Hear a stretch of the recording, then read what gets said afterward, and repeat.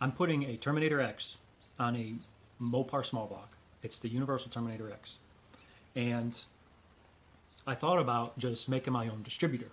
Because with the Terminator X, you need a crank trigger and a cam signal. Technically, only a crank trigger. If you run only one trigger, you can run what's called a wave spark. And this will fire the coil twice per engine cycle. So you got 4-cycle engine, it goes around, twice, it'll cycle it twice. So the ignition will fire twice, one during the compression, one during the exhaust. And that's if you just have a crank signal. Now, y'all know on these Mopar small block Magnums, you've got a trigger on the flex plate. Okay, there's 8 windows on the flex plate. You can program the Terminator X to work with just that. In the Magnum, you also have a cam trigger. So you can hook a Terminator X up and run a multi-point fuel injection system on your Magnum and use the stock components. Now, let's say you're working on an LA and you have a 727 behind it, and now you don't have a crank trigger. So what do? You go online and you look for crank triggers, and they range anywhere from price up, $300 to $700. That's ridiculous. That is completely ridiculous.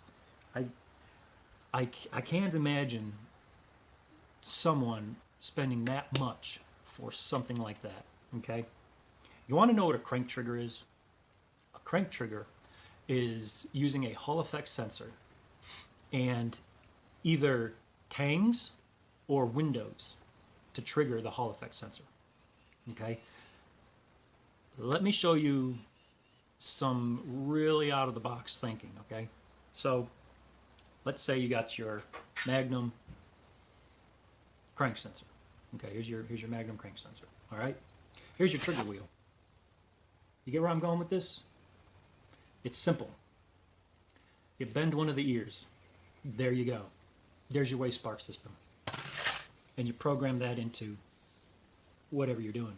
Now, that can work in many different ways. That can also work on the 4.7. You got the early version and you got the later version. One of them has a different trigger on the crankshaft for the computer, for the new gen computers. Guess what? You get one of these and you start knocking the teeth off. Just make sure you have the correct amount of teeth. And you make your own crank trigger to run your newer style engine or your older style engine. It's real simple. You can have 7 metal dicks on a pinwheel spinning around as your crank trigger, and your computer does not care as long as it gets a signal. And it can find number 1. So, you can do that for a crank trigger. You can do that for a cam trigger. Come on. You don't have a piece of sheet metal around to make that. So, another way you can do this, okay, and this is, if you got a Ford or Chevy,